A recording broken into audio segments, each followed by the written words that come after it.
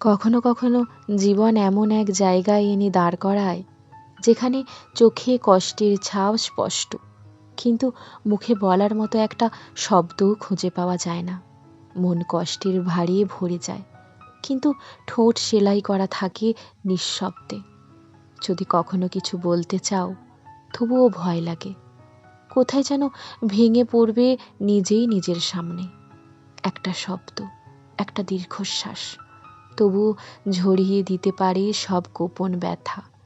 তাই চুপ থাকাই নিরাপদ মনে হয়, মাথা নিচু করে রাখা যেন নিজেকে রক্ষা করার চেষ্টা।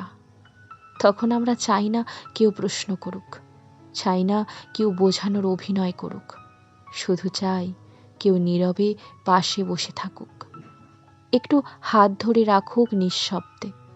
কোনো কথা নয়, কোনো পরামর্শ নয়, শুধু উপস্থিতি, যা বলার থেকেও বড় আশ্রয় হয়ে দাঁড়ায়।